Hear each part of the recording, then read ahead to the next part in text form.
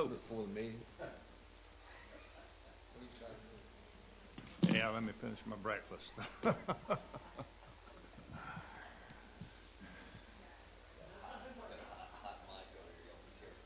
really.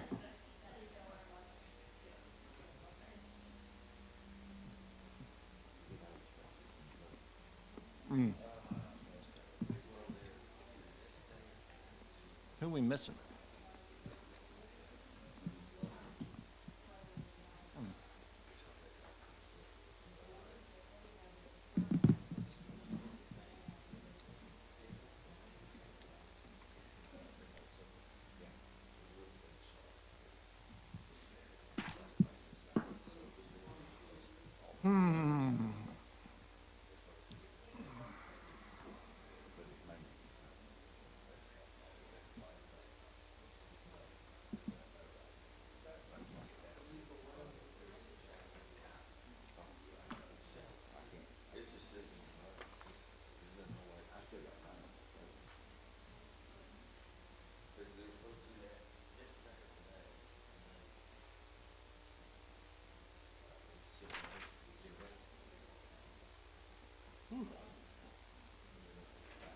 How you feeling, Jim?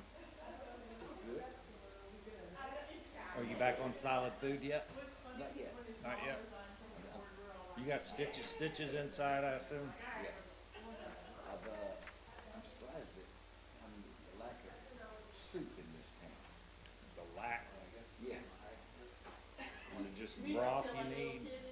You know, any kind of just good Or soup. tomato soup or something with, Yeah. that doesn't have solid stuff in it? But I've been to like 4 or 5 restaurants and you may find like brunswick stew or something. Right, that's what I'm saying. That's almost like solid food. Yeah. Hopefully in about a week I'll be back to normal. Yeah. I'll be losing weight, but I'm not. Nice. It's funny how that happened or doesn't happen in that case. All right. When you get older, I don't want to be better. Yeah, tell me about it. I know, that's what, just trying to squeeze, when are we, how many, we got a quorum now, right?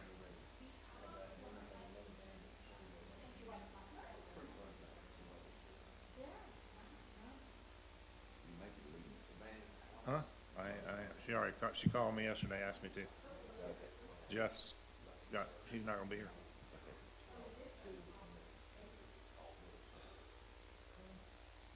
Do.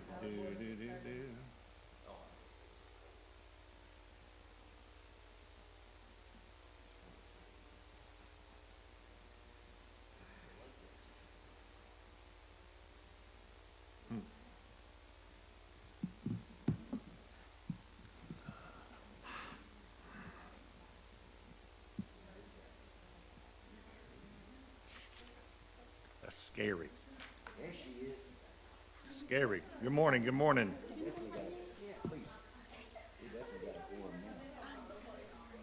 You know, Melinda is always behind the golf cart. The golf cart, Those daggum golf carts. golf cart in January. The lone golf cart.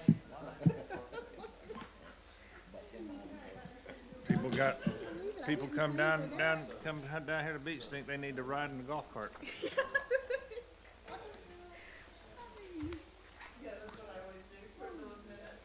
Slow everybody else up.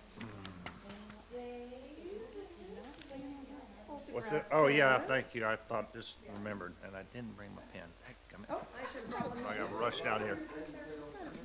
I usually have one in my pocket. I've got one. All right, thank you. Okay, take my pick, I guess. Miss Michelle's gonna need your pen, you're gonna need your pen, we have your autograph as well. I gave mine. Yeah, I gave hers mine when I walked in. Okay, Yeah. did you? Yeah, you need, Oh, that you one. need I'm your so autograph, yes sorry. ma'am. Well, I do apologize. I thought you were talking about this.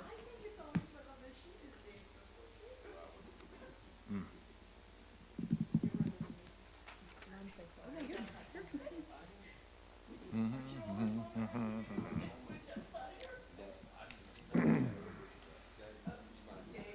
Huh? I know, everybody's coming. So say when. When? Oh, okay. All right. I'd like to call the meeting of the 29th of January Coastal Dune Lakes Advisory Board for Walton County to order. I'd like to welcome everyone, and if we could, to open the meeting, let's rise and say our Pledge of Allegiance.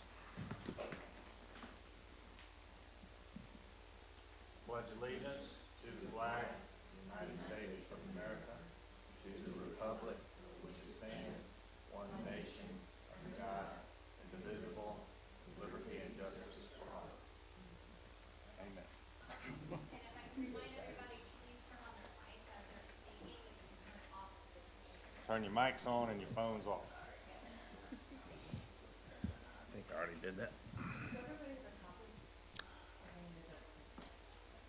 All right, we've got the quorum, everybody, we've got people here now for the quorum.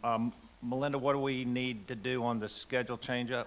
If you don't mind, I'm gonna invite Traci Goodhart up here to do the presentation, which is the Dune Lake Education Series. You just need to step out for some other standards really quickly.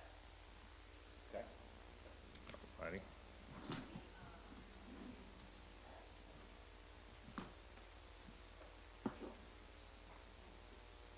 Turn that on. No, there's a little button. Oh, it's gotta be green. Green means go. Got it. Good morning. My name is Traci Goodhart. I am the floodplain manager for Walton County. Today, yes, I kind of wanted to go through floodplain management and what it means to the coastal dune lakes. Just kind of give you all a little background on this. So, is there a clicker or you want to click for me? Perfect. So what is floodplain management? Floodplain management is a combination of research, regulations, and long-range planning. So part of the research is we're looking at the location and topography, and we determine these base flood elevations, which is that 100-year design storm, and the type of flood, whether it's going to be riverine or coastal.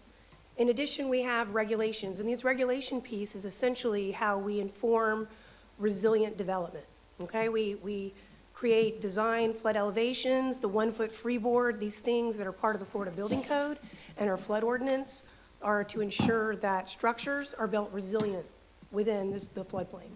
And then there's also a long-range planning aspect to this, which is our community rating system. The community rating system is a voluntary program, and it provides a framework that improves overall floodplain management, but then also helps to provide these activities in public outreach and other incentives and participations for insurance. Pardon, I got a little ahead of myself there. Next slide. Because insurance is important too, right? So the three main partners that we have are FEMA, which provides the tools and the resources, the NFIP and the CRS, which the National Flood Insurance Program and the CRS create these minimum standards for the program for us to follow, in addition to FDEM, the Florida Department of Emergency Management. So that's our state partners. They assist us with anything from community assistant visits to, in addition to emergency management, post-disaster response, and other things of that nature. Next slide, please. So this is a kind of a breakdown of where we are currently in our community rating system as a county. Walton County participates in the CRS. We hold a Class 6 rating, which provides currently a 20% discount to our active NFIP policies. What's unique about Walton County is we are in the top 10% of active national flood insurance policies in the nation, which requires us to follow a 3-year cycle visit. And a cycle is another word for an audit. So I'm audited every 3 years for this program under these stipulations because we're in the top 10%. In fact, 2025, this is a cycle year, so we are in the midst of an audit at this time. And then within that audit for the CRS, there's 17 activities that we get credited for. And the more work that we do under these activities, it improves the overall program, and it also provides a reduction to the citizens in their insurance, okay? So specifically, we're gonna talk about stormwater management. So one part of the CRS program is Activity 450. And Activity 450 provides this framework for watershed master planning. Melinda and I, we've been working coincide for the last, I think, couple years now on a watershed master plan. And that specific watershed master plan is one of the frameworks that is going to help move this county to a better class rating. So that's one of the reasons why we've been doing this work, not only for a better class rating to reduce insurance, but also to provide more resilient community, right? Next slide, please. So it's interesting how the class rating works. So class 1 is the best. Class 10 is the worst. Just for your knowledge, this county currently does hold points for a class 5. Right now, we are only being awarded points for a class 6, and that is no fault of this county. It is bureaucratic on the FEMA side of things. But right now, we are in the midst of a local mitigation strategy, which is completely separate than what we're discussing today. And through that process, that information will be included, and we will be back in the good graces of our bureaucratic brother. So, and then essentially right now, we're getting a 20% discount. At a 5, you would get a 25% discount, and then each increment down to 1, you would get another 5%. So I believe ultimately, I think the top is close to 45%. Right, but also like from floodplain management perspective, not all communities need to be a class 1, right? So if you're a class 1, it means you've had some really serious problems, and you've had to enact a lot of engineering and to be a class 1. This community is in class 1. You know, I believe my personal goal or my professional goal for this county is a class 4. We can certainly achieve a class 4, and that's where I'm headed. Pardon? I said, you said 4? Yes, sir. So that is my ultimate professional goal for this county, is to have this program at a class 4, and it to be consistently maintained. So a little touch on the watershed. Did that help? Did that answer? Are there any other little questions? Okay, so on the watershed master plan, this is where the rubber meets the road, okay? And it's a combination of 5 different things. First of all, we take and we look at the watershed characterization, right? So we're gonna look at current land use. We're gonna look at our coastal and riverine characteristics, and then we're gonna do an inventory of our natural areas and our wetlands, okay? Then we're gonna look at our policy and framework, what we currently have in place, and we're gonna identify our goals and objectives, and we also need to identify the risk associated with those. The vulnerability assessment, which we're also is kind of another piece, it's a separate plan, but it's also part of the watershed planning process, is when we take future land use, we model existing conditions, and we assess sea level rise and other components, and we look at the holistic view through those standards. And then next is the inventory of potential solutions. So when we have this model and we have this information and we see these hotspots that have been generated from the vulnerability assessment, it's through this inventory of potential solutions that we can try to mitigate. And such examples for that would be improved septic, and lift stations, pulling septic off. For instance, this conversation that I'm sure we've had at this board is pulling septic off and getting people online. Things of that nature. And again, improve stormwater systems, improve drainage, things of that nature. But that is part of the inventory of potential solutions that allows us to guide the action plan. And the action plan essentially is where we do the capital improvements, we identify the needs, we prioritize those needs, and then we find the funding. Next slide. So right now, I kind of got ahead of myself. My goals and objectives for this community is a potential class 4. It is a 30% discount for NFIP policies. Another goal and objective is mitigation, planned mitigation, where we can have capital improvement projects and critical infrastructure in place and online, in addition to resiliency. So increased preparedness and planning helps us with our post-disaster response, because at the end of the day, we have to get back into our communities so we can work and get back to what we do, right? And the quicker we do that, the more sustainable our community can be post-disaster. Next slide. So this kind of is where we've been talking about our stormwater regulations. We did have an update to the code. I believe it was beginning of last year, April of 2023, or April of 2024? April of 2023. 24, so it's April of 2024. So as of now, these are our current standards for coastal Dune Lake stormwater.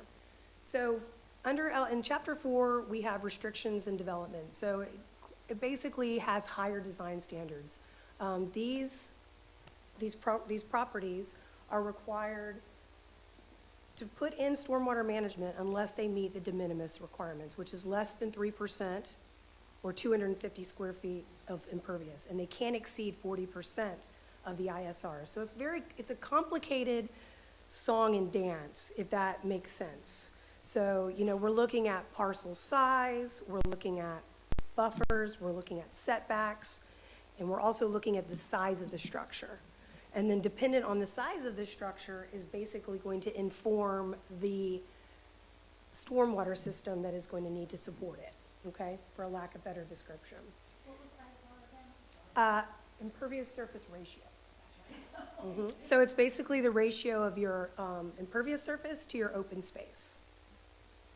Now, also, just to let you know, per our code, seawalls, bulkheads, and revetments and riprap are prohibited in the coastal Dune Lake protection zone. New development or redevelopment shall preserve 60% of the 300-foot coastal Dune Lake preservation zone. So know that in other aspects of the county or other places in the county, along like, for instance, our shoreline of Choctachi Bay, those areas are required a 50-foot shoreline buffer from the mean high water line, but in some cases they may get a reduced if it's a previous lot of record, but we don't need to go into that detail.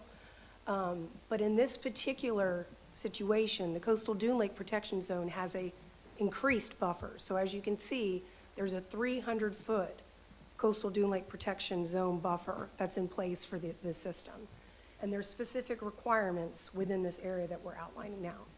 Clearing of the native vegetation within this area that I was just speaking to cannot exceed 50%, okay? And then in addition, no construction or clearing of native vegetation can be within 100 foot of the mean high water line. Now, that's not to say that these things don't happen, because they do. That's just the world that we live in. But we do have provisions in place to address those and do our best to correct them. In the event that any of this is disturbed or they're not meeting our land development requirements, then they would be required a restoration plan. They would have to come in, we would identify the area that needed to be restored, and they would have to submit documents and a restoration plan to restore that area back to its native conditions. So we do have processes in place for those provisions. Next, we have Chapter 5. So Chapter 5 is another place within the Land Development Code where we have provisions for the coastal Dune Lake protection zone. So this is going back to that maximum ISR, or impervious surface ratio. It can't exceed 40% within the CPZ. And just know that that's, again, a combination of the parcel size, how much buffer is required within that parcel, and how large that structure is going to be. So it's a dance between multiple policies and standards. Next, new development or redevelopment. Oops, sorry. I didn't mean next, but thank you. But the next one's going to be real good. So anyway, new development or redevelopment requiring a stormwater plan must meet 150 of the required treatment volume, 150%. So it's in excess. And I might lend to Andrea if you have questions about that specifically in the detail. She's our stormwater engineer, and she works for Public Works. So I might lend to her if you have any specific questions related to that, because I don't want to misspeak, because it is very technical. But yes, but in essence, again, these areas are required additional treatment than any other areas within Walton County. The detention and retention basins within these systems must be designed to accommodate the 10-year 24-hour, and they have to treat 1.5 runoff and 0.75 inches of rainfall. So again, these are technical terms. It requires engineering analysis, and when these folks submit plans to the planning department, we go through a formal review to ensure that all this criteria is met. So with that, do you all have any questions about stormwater regulations in the coastal dune lake protection zone? I guess my big question, and it's kind of been my question all the way through, is people go through and clear it out, and then they're like, oh yeah, well, you know, if we get caught, we'll just put it back. And there doesn't seem to be enough of a deterrent to actually make them not want to, because they're like, well, we want our vehicle, or we want Sure. unfettered access. And so I guess one of my questions is always then, how do you deter it more? You know, the only way to deter things, I mean, just from a hypothetical and not this specific situation, right, is through policy, fees, and penalties. Penalties and fines. So, you know, that's the process. If we feel, you know, and also the community, we have code enforcement, so that we have a process within the county that can be used for these type of instances, right? But I do understand your point. It's much better to prevent it on the front end, because you never fully restore what has been taken. And I am a proponent of that statement. So with that, I would just, this board, I maybe would behoove you to look into policy or some things that you think that may be able to move that dial. Well, I can say we've been asking that question or faced with that dilemma for the, whatever, 8 years I've been on this Years. board, plus, and then some. I mean, it's just, and when you say the restoration plans, when, I think a lot of people know when they come in there and they can, and correct me if I'm wrong, but it has been in the past, they know they can do a restoration plan, probably get away with some things that they would have wanted to do anyway when clearing it, and not have to, all the fines involved and everything else. So it's, people, they figure out how to work the system. They always have. It's just, It's part of the yeah, mechanism. I'm sadly. not sure. We've discussed this dozens of times. And know that this isn't, know that it isn't unique. Know that it isn't unique to the coastal dune lake Right. system, right? So we're dealing with that along the shorelines. So it's not, it's probably not even just a county thing. It's probably statewide and nationwide. I mean, folks do things sometimes not appropriately. Well, I mean, and yeah, the upland vegetation requirement too. I mean, that's all been part of it. I think they've changed that some in the last years, but. But I would say penalties and fines would probably, but again, that would be something for this board to kind of meander and think on and decide. I think Michelle had one, I'm sorry. So I'm fascinated with this, and it sounds like there's a great system in place. I mean, you know, 150 seems like a great idea. I'm curious, once the stormwater plan is in place and it's, you know, meets the 150% of the required treatment volume, and, you know, the homeowner moves in, how does the stormwater management system, does it last forever? Do you have to go back and, you know, fix it? I mean, is it, That's a once good it's question. done, it's done? That's a good question. So if it's anything that's engineered with exfiltration, has a life expectancy, right? So I'll go back to nature-based solutions. I think nature-based solutions are the way to go for stormwater management.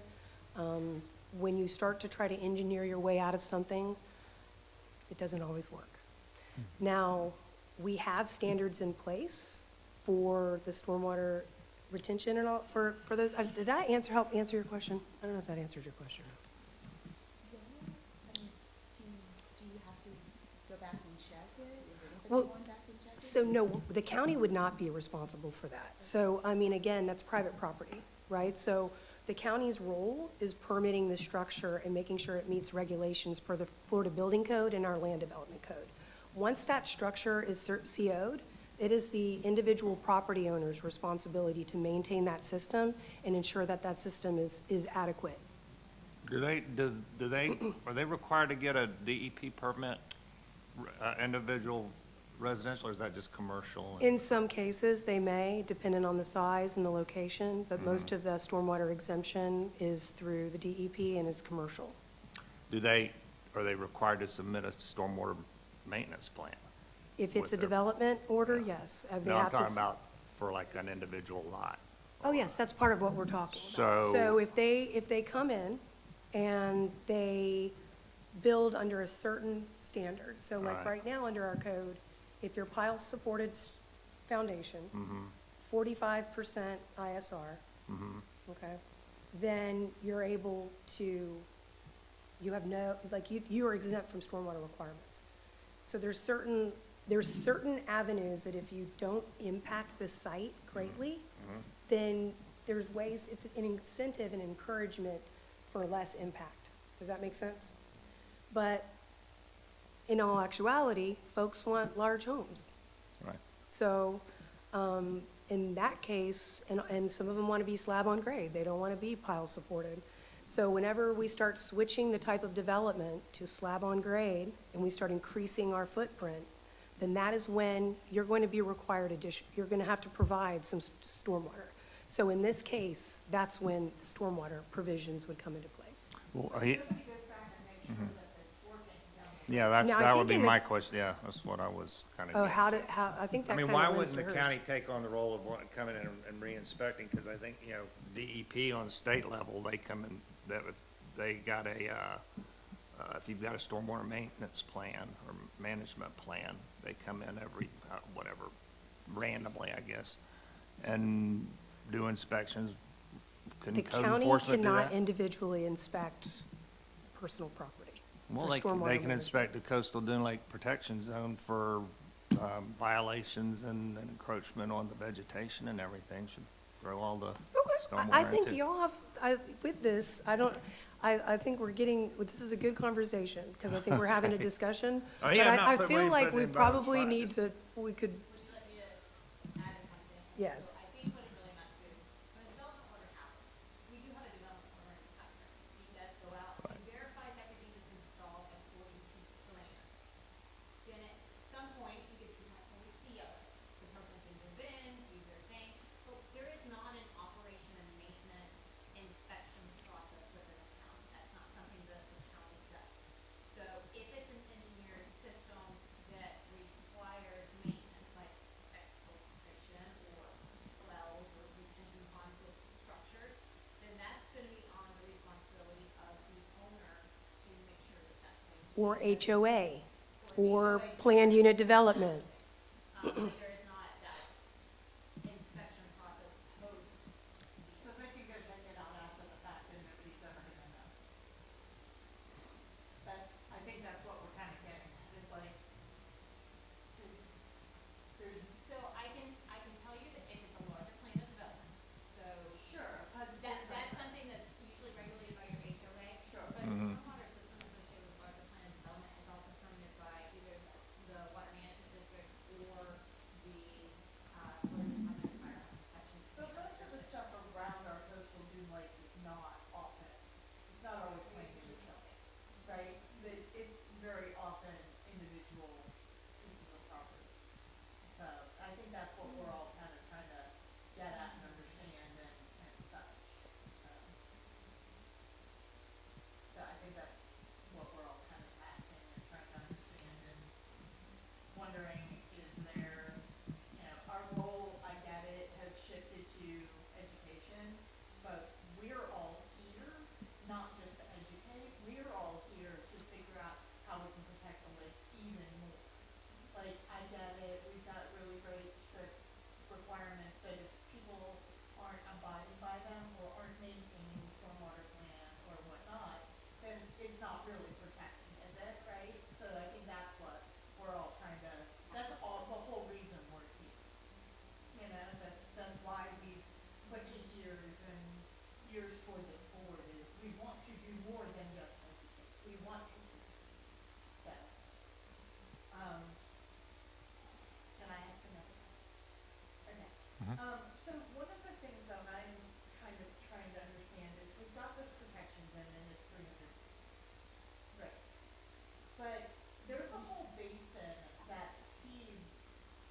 to the coastal New Lakes. Is that correct? Do I misunderstand that? And how do we protect further away? Or is things happening within the basin not truly affecting the coastal Dune Lakes as much as I might think? Well, the tributaries are included in the coastal inlet. So I think, we have a tributary, coastal Dune Lake tributary buffer, so we go beyond the 300 feet. As far as floodplain management, a lot of what you're discussing is theoretical.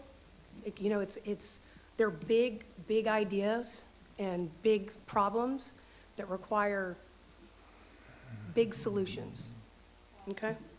Now, from a holistic point, I'm the floodplain manager. So the work that we're doing outside of the coastal dune lakes, such as the Watershed Master Planning Initiative and the vulnerability assessment that we're working with the FDEP, those are aspects that will improve and mitigate what we have.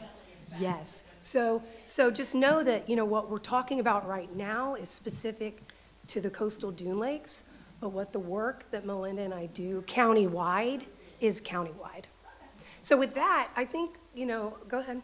Just add in real quick. There is a stormwater rule that is countywide. It's even more strict within the coastal Dune Lake protection. Okay.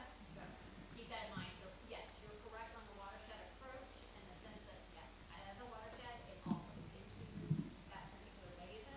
But even if it's beyond that 300 feet, there's still stormwater requirements.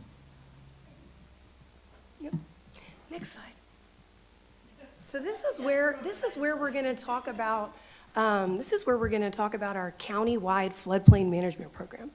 So if you could take your phones out, and if you'll scan this little QR code for me, we're going to have some interactive play. I think some of y'all live on the lake, right? So you can Cole, plug that's in your your house. address.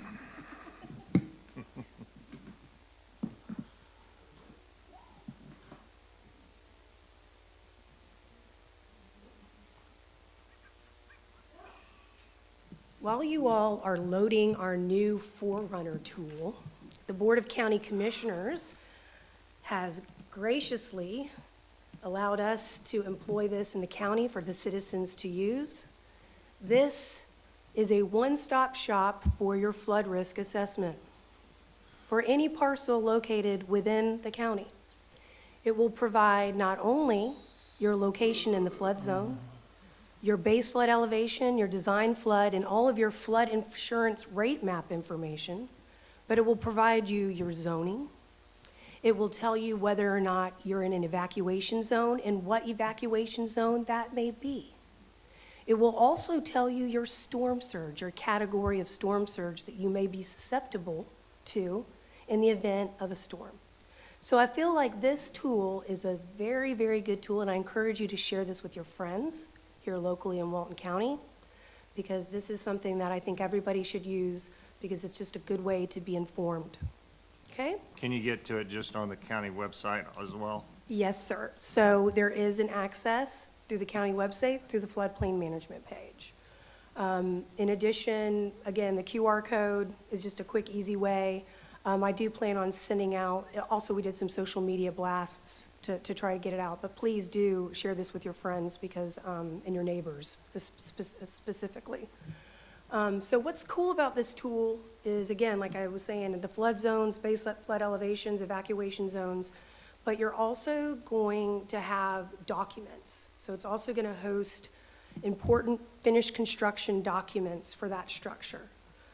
So if you are in a flood zone and your home, and you currently have an active NFIP, National Flood Insurance Policy, then your EC, your finished construction EC, will be part of this public information, okay? So again, this is the exciting stuff that we're doing behind the scenes for the county so that we can get good information out to you all so you can make informed decisions. Do you all have any questions about the new tool? Nice Do to you know like it's it? there, thank you. Do you like it? That's what I want to hear. Like it? All right, cool. Cool. Next slide. And with that, questions?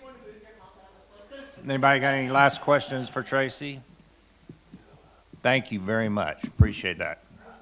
Hope we didn't overload you with too many questions, so I can, probably so. I'm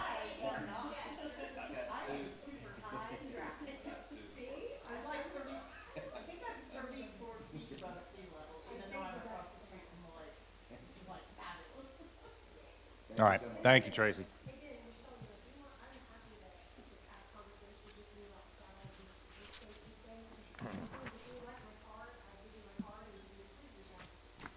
I actually gave your contact number to my daughter who is, getting a minor in GIS. I don't know that she's actually done anything with it, but, yeah. No, that's awesome, thank you so much. And thanks for answering our questions. Thanks again. Okay. We take our job very seriously. You just need to run for county commissioner, I think, so we need. All right, next item on the agenda, right? Approval of the minutes from, when was our last meeting, October? Yeah. Oh, it's been that long. Has everyone, reviewed the minutes? Had a chance to, everybody wrote them? Okay, yeah, she wrote them. All right, do I have a motion to approve the minutes from the October meeting? Who motioned? Okay, Michelle motioned, and Tim.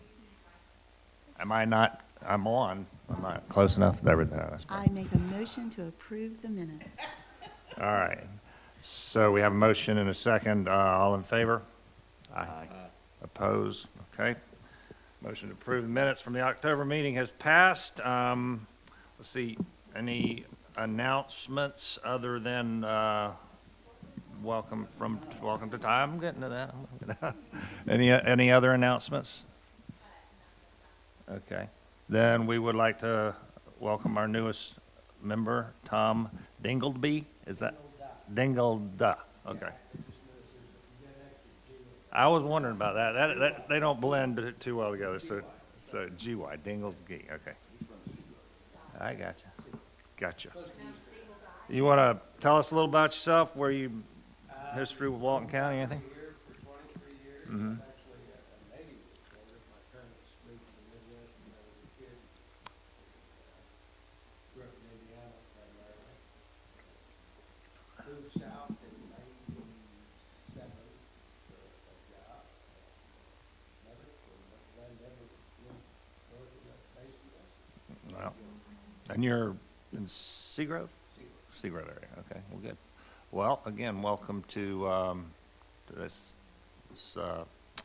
community board, yeah, the madness. All right, we're okay with that, any, or the old old business, we want to go ahead and, Since Jeff isn't here. So I can talk to that. oh, If it is volunteer to just, be it out there, if that's the desire. Oh, it's so much more fun when he doesn't necessarily want everybody in. So he doesn't want it, and then he'll go in, and then he'll still take it. Right. who's the vice chair? Oh, that should resign. Maybe again, if you guys, No, the vice chair. vice chair was previously Mark. Okay, and he resigned, right? Yeah. All right. So where do we go from here? I'm good with Jeff. We need a, Yeah, we need a motion and a second, but maybe we can do it all at once, if you do it. any volunteers for vice chair? I'll do it, yeah, okay. I would love to give up, doing minutes, if anybody really would like to take them over. Come on. Fine. That's right. Meticulous as you are. Okay, we have a motion, no, do I have a motion for myself? I don't know if I can do that. Yeah, motion for Jeff to remain as the chair, and for me, Dave Lovell, to come on as vice chair. And I guess that's me. And then secretary, I'm sorry, yeah. Instead of Julia for secretary, so all three, right? Is there anybody else? Can we make a Secretary. motion for all three? Go for it. I'd like to make a motion that all three Oh, you just did, okay. aforementioned. All right. Second. Full seconding, all in favor, right? I have Tim and Cole as a first, as a motion and second respectively. All in favor? Aye. Opposed? No. All right, passed. All right, our code of conduct. I thought I already did this. So some of you already turned them in, and some of them I still need to come to you. Everybody has completed their coastal Dune Lake code of conduct that was approved by the BCC back in 2021.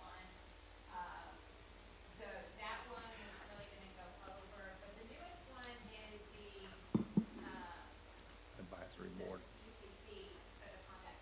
So back in September, I'm sorry, my mic was not on.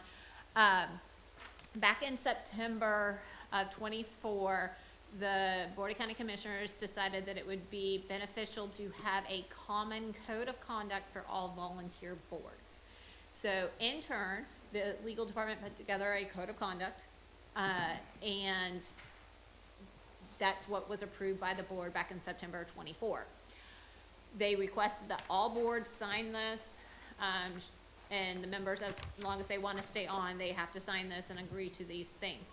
A lot of it mirrors what we already had in place. Actually, ours was a lot more strict than this one, so I don't see it being an issue anyways, because you'd already signed the other one. But if you have any questions, let me know. But it's fairly straightforward, just holding everybody to the high standard that you already are. And so one doesn't replace the other, they're together. Correct. We are going to keep two. So not all boards are like that. The TDC had a code of conduct, back years ago, which actually initiated it. And then we had one that we developed in '21. I like ours. Why would we keep two?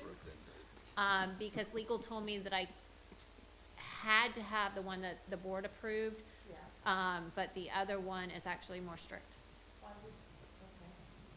So I just feel more comfortable doing it that way. It doesn't really, Today's 29th. Do you want us to, review and sign these now, or? yes, so I had provided them all to you in advance. Okay, I don't actually remember this. received yours and I received Cole's. Michelle Did you turned hers in get this both of them for morning. me? Yes, the Coastal Dune Lake one, I I've know you- I had know for you did that. years, Okay. for all of you guys except for Tom.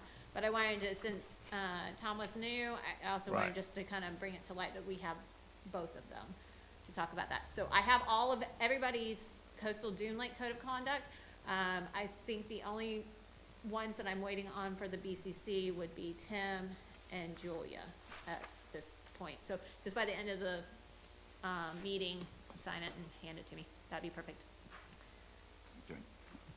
You get to multitask. Okay. Pay attention, but read that.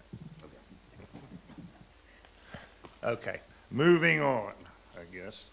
All right, are we gonna do the sunshine law training now, or? We are. Let's go ahead and do it. It is a video presentation. I've got to see if I can plug this in, otherwise it'll be an audio presentation. So give me a second. Let me see if I can actually do this.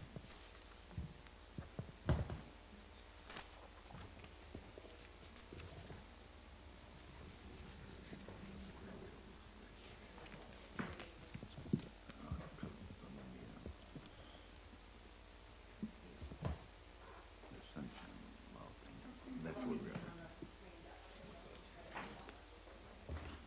at. You need some help?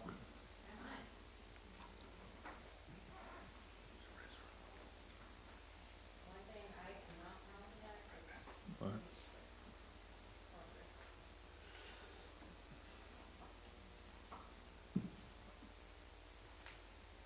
Are you gonna need to plug in something to the back of that TV, huh?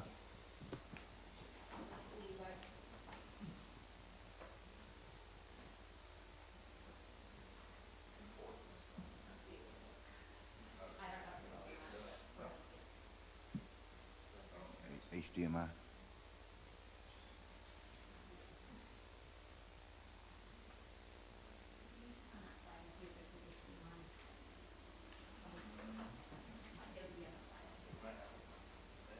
Yeah, probably in the side.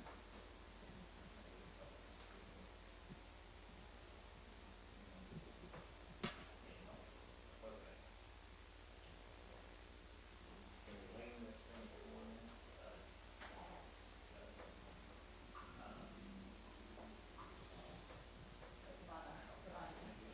Move up.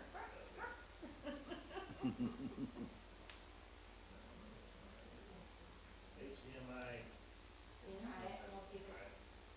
It's either gonna work or it's not. You should be able to search which one.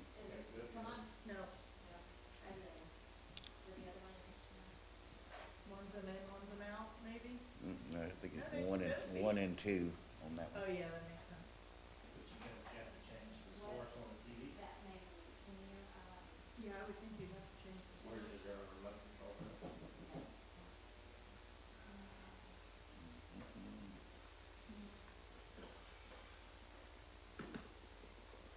TDC TV remote control down there. It's gonna be like dark sky and other ideas. Behind And it, we behind it. talked about the possibility of, again, like a house or Like my anything house. else. Yeah, like three. We talked about the possibility of doing it for all the records within there. I would love that. And what that would look like. It is, Which one is to the TV? there's like 50 remotes. You brought all those from your house. Yeah.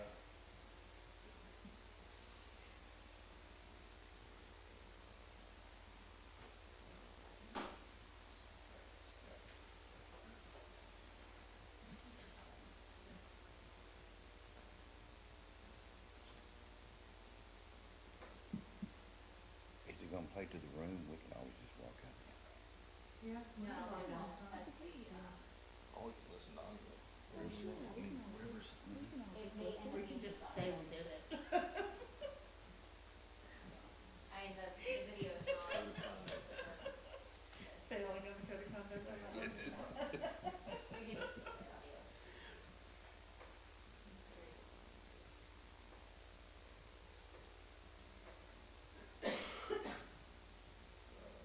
All right, let's just do it by audio.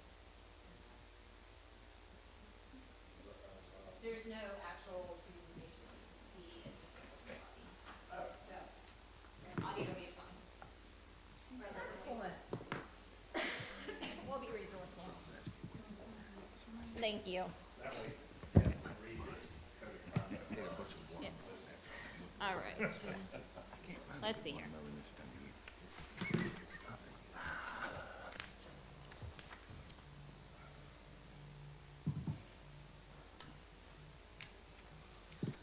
All right, so just to put this in place here, the county held a staff public records and sunshine law training, which they in turn said that we could utilize for sunshine law training for our volunteer boards. The training on here, I'm gonna show you parts of it, because you don't need to see all of it. Some of it was for like the custodians of public records.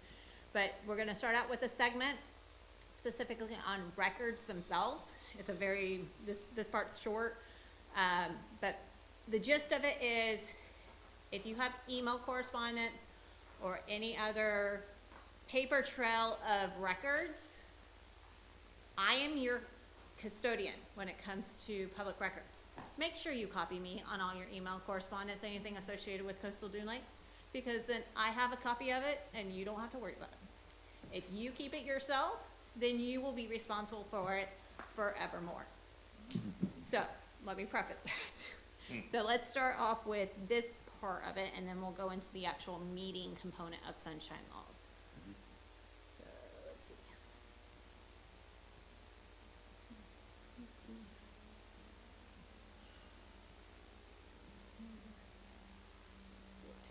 This is gonna have a little bit, cause I'm gonna be able to get on the perfect number, but we'll do what we can.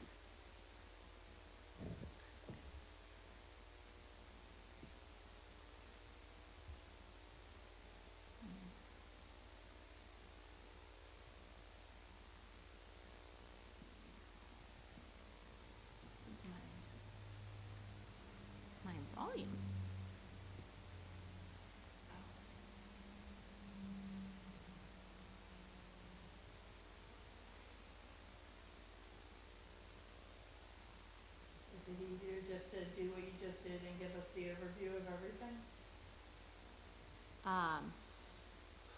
Well, that'll work too, but let me attempt this.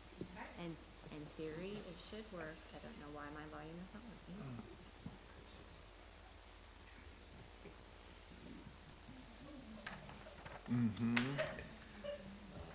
Excuse me? I'm civil engineering. I used to do all that stormwater stuff in my previous life, so. Yeah, yeah, it is. It's pretty interesting. A lot to it. All the what? Oh, yeah.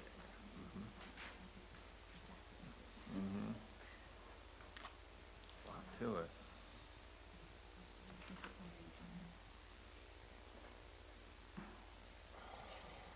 A lot of it can get monotonous too.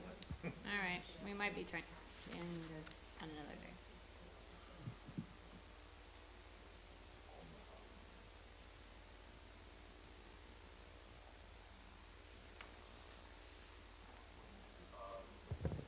Throughout the state in various capacities, and if they just know the operated road, it comes to public record.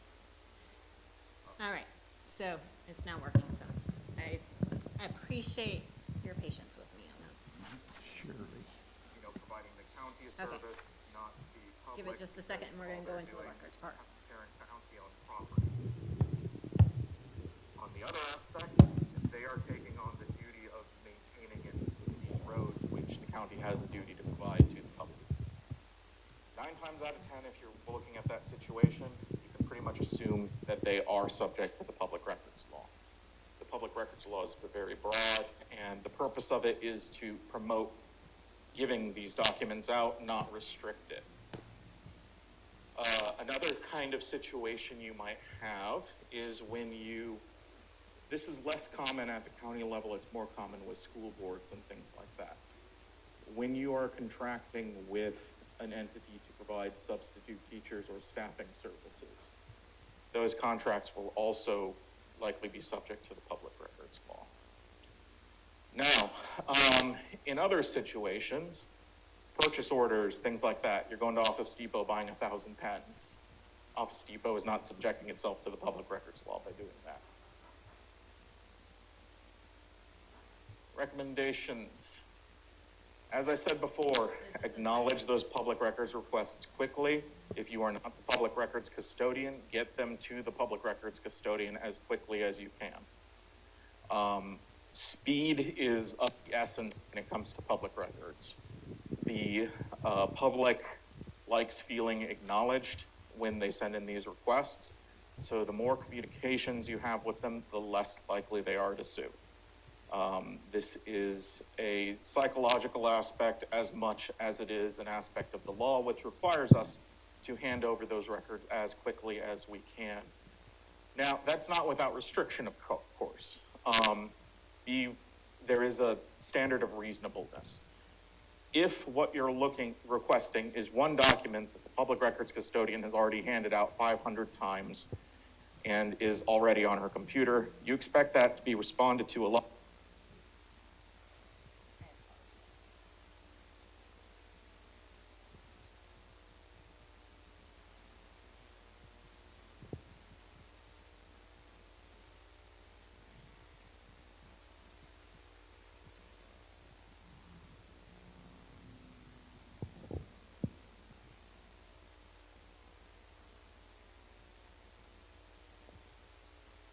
It's just circling.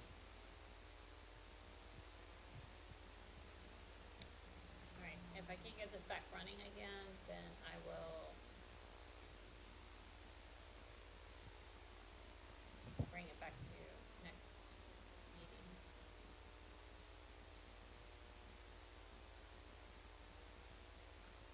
Yeah.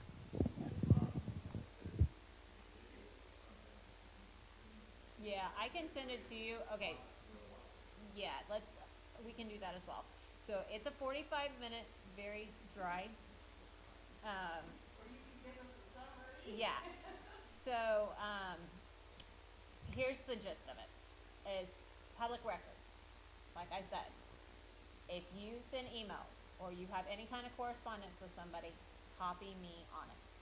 Because then at all times, I have access to all those records and you do not have to hold them because I am your public records custodian. Sunshine law. The way it works is all governmental boards are governed by the sunshine law, which means that meetings have to be noticed, which is usually a 10-day notice-ish, 7 to 10-day notice, for the public to be able to attend should they choose to do so. Agendas. It is nice to put out agendas. We can put agendas out in advance, but it's not absolutely required by sunshine law. I try to get them out in advance so you guys have time to review them and the public can see them, but sometimes it's a couple days before. So, with that, it's a courtesy thing. That's something new, didn't that used to be that you had to have an advertised? Advertised, but not agendas, not advertised agendas. Mhm.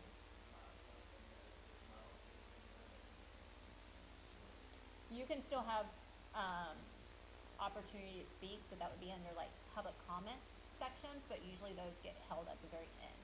So your first public comment sections are for anything that's on the agenda. The last one at the very end is for anything that was either on the agenda or not on the agenda. Yes, and typically in our meetings, we have a section for board members to bring up things anyway, so that's not an issue. It helps if I have it in advance so I can do any kind of research or provide any additional information ahead of time. But if there is information that you guys need, I may not have all the data or anything at the meeting, but I can go back and research it and bring it to the following meeting. So you just have to realize there's going to be a delay if you don't give it to me in advance. Anything that could be on an agenda where there can be a decision made. These are not conversations we have with one another. That's where the sunshine law comes into play, because they don't want to they want to make sure that there's no business being dealt outside of this public meeting. You vote on minutes, you vote on several things throughout the time frame. You do. So keep that in mind, is that you do have a lot of voting. You voted several times already just today. So yes, anything that's outside of this meeting, you cannot talk about to one another. If you want to talk about how, you know, the senior, or the Super Bowl coming up, or you want to talk about your summer vacation plans, those are perfectly acceptable conversations amongst one another on a private setting. Just not anything that would potentially come before the board. Emails that I send out, do not reply all, because that could violate the sunshine law. So just remember to reply back to me solely if you have questions or anything like that. And if you're, or even if you're sending emails, just send them to me. You can have a conversation with me all day long about anything that could be on an agenda or whatever. We can have that individual conversation. I am staff. I am not on the board. There's no conflict with us having a conversation about topics or things that you have questions about. I cannot have a conversation with Julia and say, Julia said she was going to vote this way on this item to Michelle. That would be a violation for me of the sunshine law, okay? So those are things that I don't do on my side, but I can have conversations with you all day long. So that's the gist of it. I will send it to you so you can watch it. The internet's not being cooperative, so it is what it is today. So we can move on to the next topic. Yes, thank you. Okay, yeah, we're on the matrix. Yes. So that is,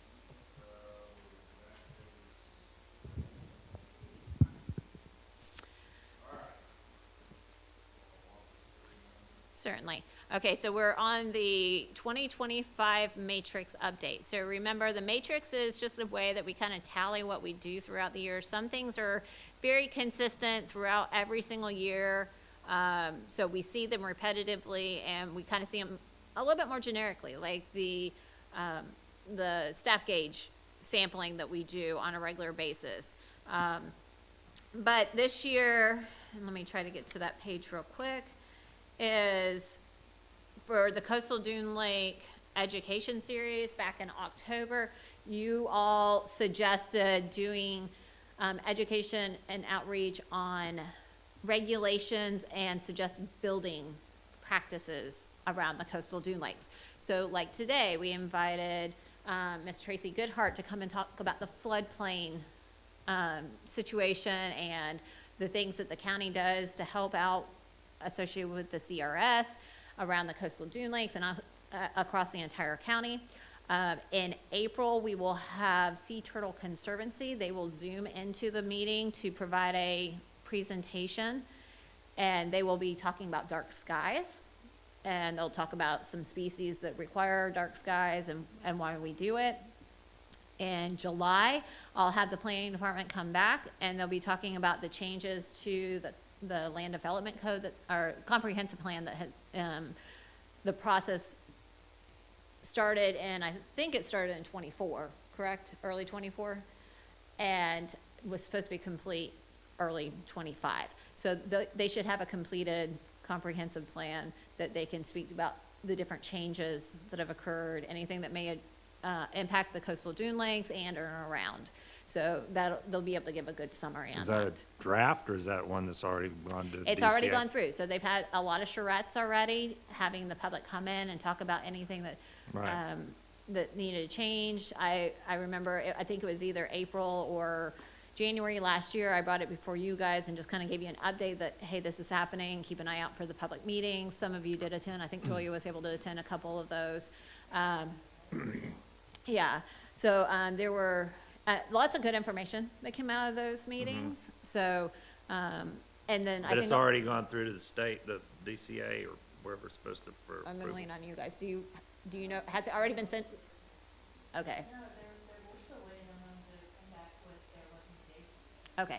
Okay. I thought the recommendations were supposed to come early part of this year, and then, but Said they were, and they did a presentation, but they didn't really tell us what they, what their recommendations are.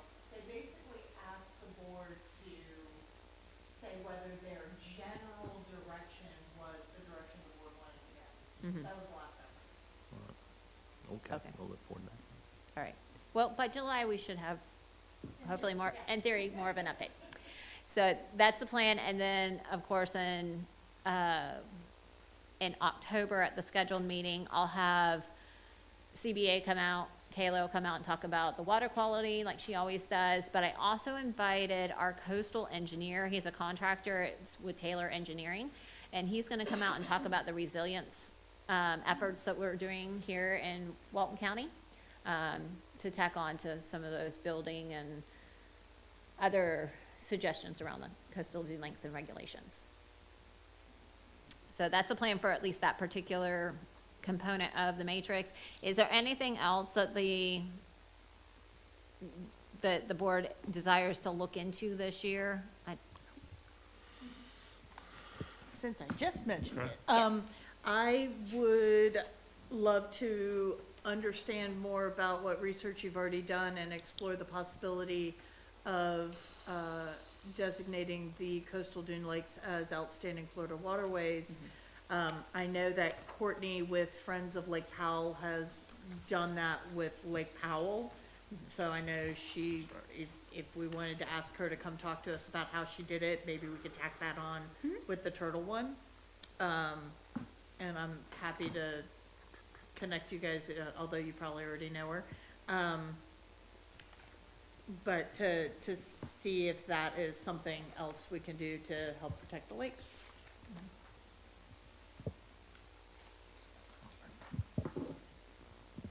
I really enjoyed Traci Goodhart's presentation, and it got me thinking about the stormwater and the seepage and the watershed and the whole thing.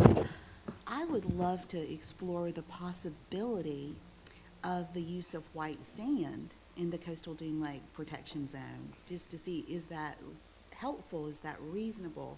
I think it is. I would love to There's a see that. requirement now. You Yeah, gotta use there's a white sand requirement south within of the coastal 38 dune lake period. protection zone. It's kind of a, it's a small caveat in the rule, where, when you look at the line, typically it's going to be, like, just generally 38 south requires the white sands. However, there's a caveat in the rule that says, any properties adjacent to the coastal dune lakes.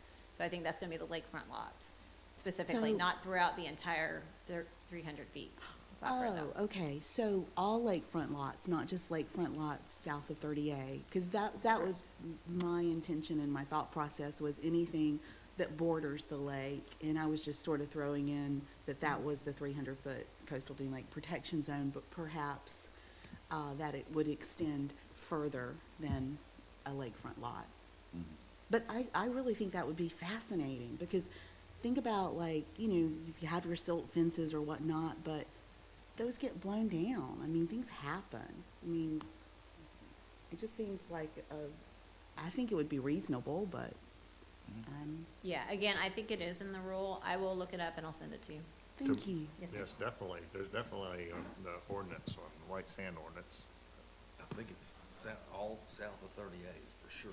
You gotta use white sand. I mean, that's what I, Yeah, Is but that some your- of the lakes are not, Oh. like, whole portions of the lakes, like Bush Lakes right, North, so I think she's I got you. 21 saying foot also. got you. Yeah. I think if you go to land development code and just Googled white sand ordinance, it'd probably take you right to it. And, or not Googled it, but searched it. But it'll tell you, I know it's south of 38, I just don't, not sure what other elements are included. It seems like it would just be simpler if it was just, you know, not, If I it mean, was also part of protection zone requirements. yeah, because that's confusing if you're south or you're not. I mean, what's the difference, really? I mean, it's the. It doesn't hurt to add it to, I think the point is, it doesn't hurt to add it to the coastal dune lakes protection zone, like, As a rules whole. and requirements, so that it's also there, so it's not a separate rule. It would just be, Okay, so a lot of what we do whenever we look at comprehensive plan and land development code changes is actually to take out duplication.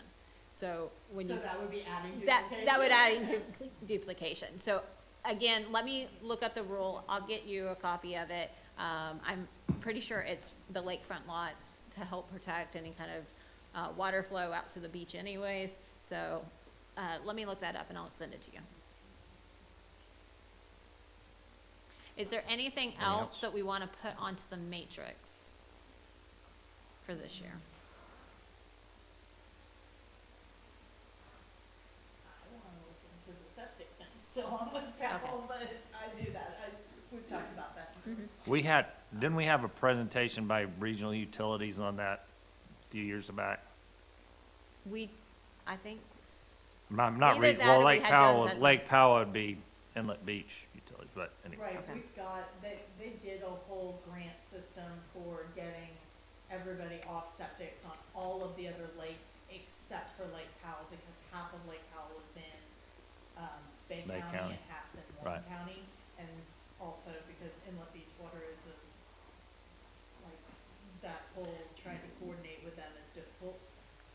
Didn't they extend that to the bay, also waterfront?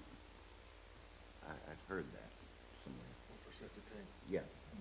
To get people off the septic.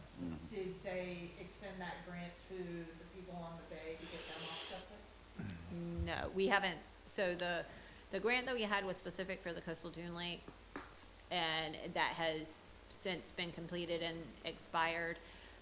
We have not submitted any other like 319 grants to try to do any septic conversions since then. But we can look into that. I mean, the bay isn't specifically coastal dune lake advisory board specific. Like Powell's, but. But Lake Powell is. So I will get with regional utilities and kind of ask them if how I'd be- we're looking at that particular situation, because there were some, I would be interested to know, because it all flows downhill. All right. yeah. Well, it seems like, I don't remember how long ago it was, but we had a presentation of how many that were still on septic tanks, Yeah. and there weren't that many at Yeah. the time. And this has been at least 3 years ago, maybe Yeah, and longer, I know 4 that or they're 5. working on some other areas that hadn't had it before. So it's possible I can either just get an update from them that I can provide to Right. you, or have somebody come and do a quick That sounds presentation good. on that. So Anything else? I will add that to the list. Anything else from anyone for the matrix? Okay, hearing none, we'll move on to, shoot, what's next? I got Coastal Dune Lake, week. Coastal Dune Lake Week, okay. So I wanted to put this on here, Good. just wanted to confirm whether or not you guys want to do that again this year. I always think it's a good activity, but I need to start planning now for it, if that's your desire. Last year, we had a full week of activities that I think went off very, very well. We had tours, for native plant tours out at Topsail. We had Coastal Dune Lake tours by, the Sea Grant agent. We had, Jeff did a tour out at Deer Lake again. We've done, we did the cleanups, waterway cleanups with CBA. And then we had the, obviously it coincided with Coastal Dune Lake Advisory Board meeting as well. So it was just a jam-packed week. My thought process is that our last meeting is scheduled for the last week of October this year, and that will be, I think, the 29th, but let me verify that.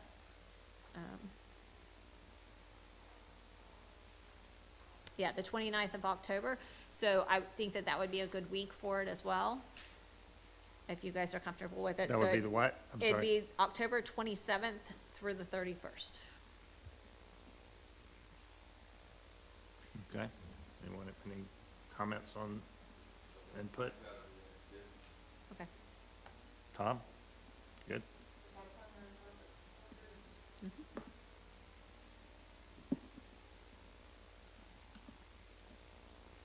Okay, so we've got that. We don't need a motion. Do we need a vote on it?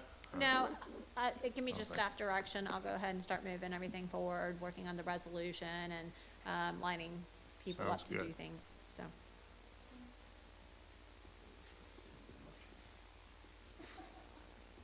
You ain't never motion. All right, building report, yeah.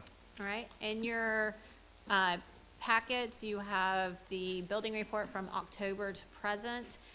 There were quite a few applications that came in during that time frame, even with the holiday.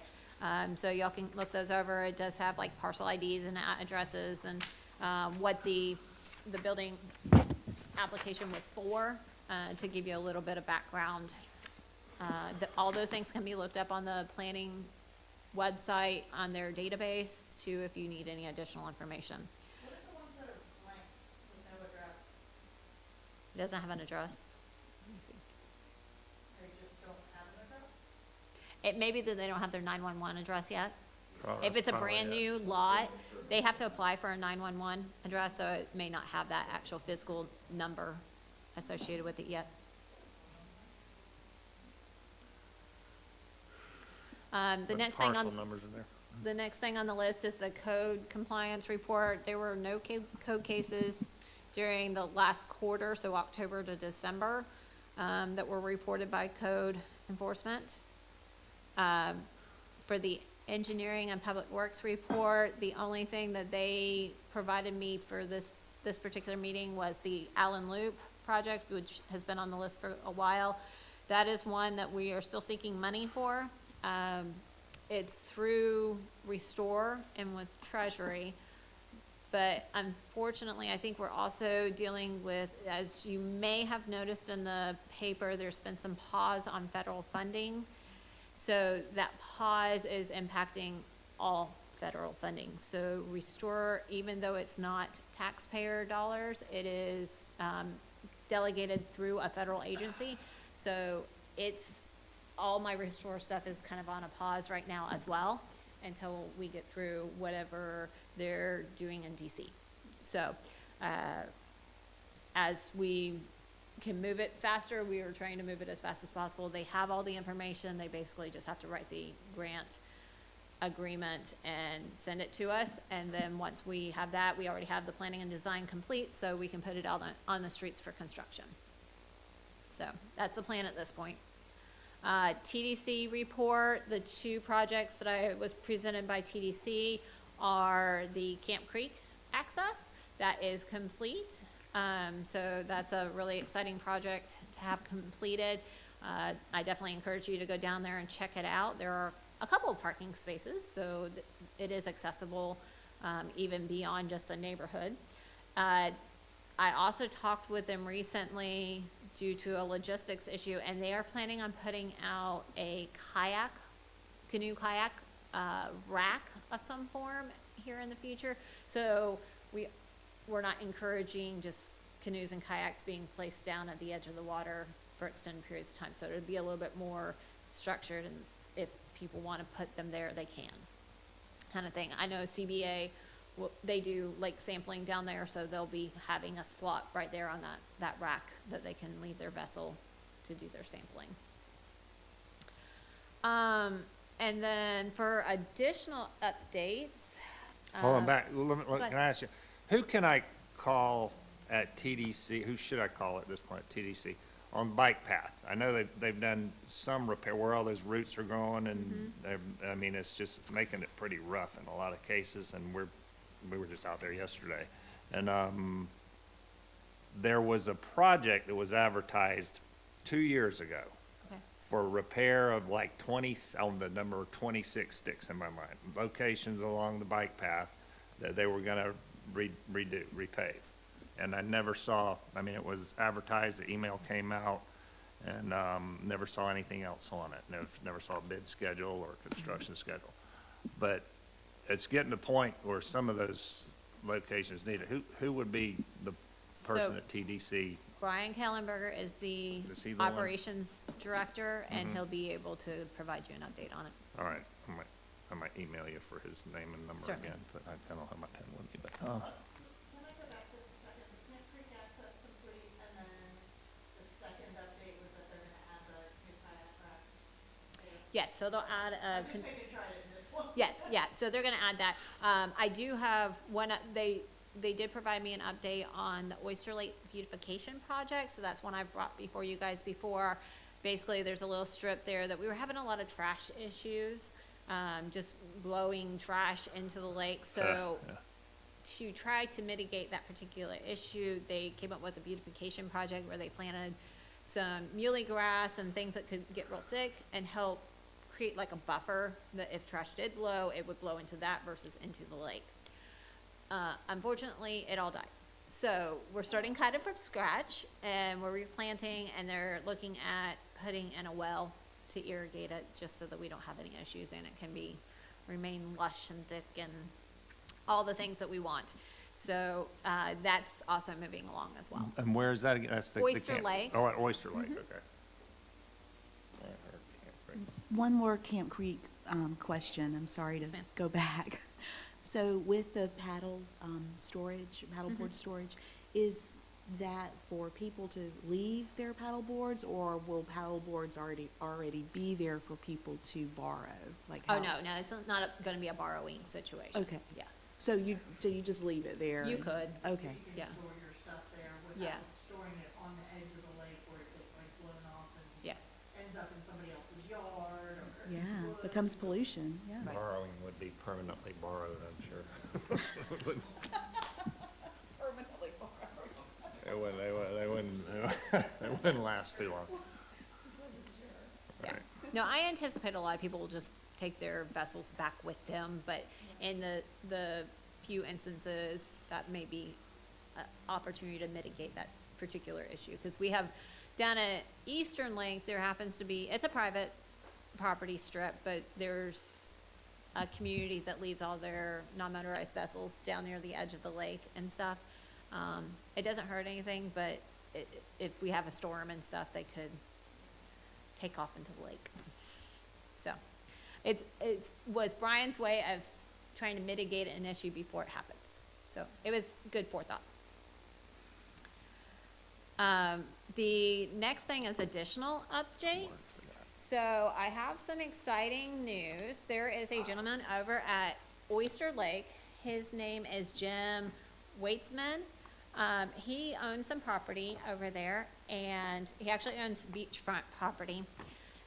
And he has always loved Oyster Lake. He likes the position that he's in because he can see both the Gulf and the lake at the same location.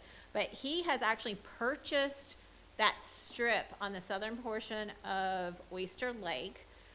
It's a very, very thin strip. We've always had concerns, somebody come in and build a house right there because it's so tiny. There wouldn't be much of a buffer. But he's actually come in, purchased it, and has restricted deeds on it, so nobody can ever build on it.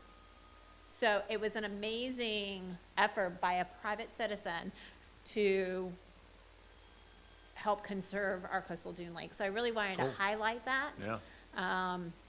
And just say, that was such a great thing for Oyster Lake. So is that strip, it runs north-south, just right there, which side of the bridge is it? So it's the I north assume side. it's adjacent to the It's- outfall, yeah, Yeah, it's the north side of 30A. okay. But that strip, there's no construction on it right now, no buildings or anything. But there were several parcels along there, and they were individually owned at one point. So he purchased them up, put a deed restriction on it, and they'll never be built on. So, Cool, great things. Yeah. good man. So that is it for our updates. Okay. All right, so what's going on with the CVA today? I don't have any updates from them. Usually it's on here if they're here and they have any updates on any projects that they're working on. But I don't have anything for this particular meeting. All right. I don't think we have any public here, do we? Unless our county staff wants to say something, other county staff. All right, then I guess we are at the end. We're at the end. Do I have a motion, any last comments, minute comments, or, okay, a motion to adjourn, please? All right, we're adjourned.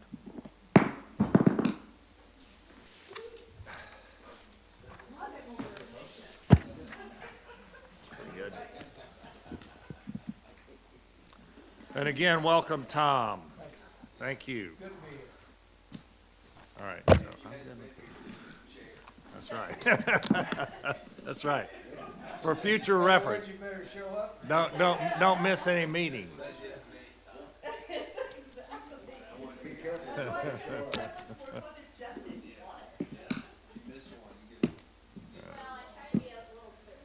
Where are you going? You know, put this in your desk. It's too early for lunch, but I'm hungry. Where I know what I am too. I gotta work with Chase.